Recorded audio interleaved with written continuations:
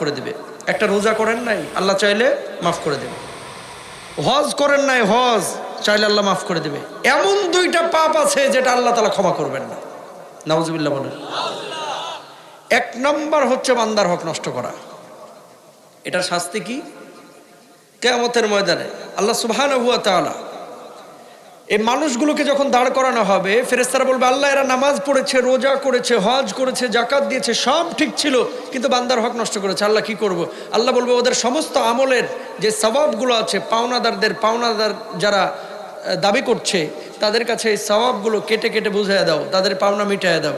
মিটানোর পরে নিজের আমলের পাল্লাটা হয়ে যাবে শূন্য।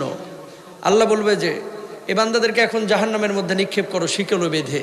ওই মানুষগুলো তখন চিৎকার করবে, আল্লাহ এতদিন নামাজ পড়লাম, রোজা করলাম, লাভটা হইল কি?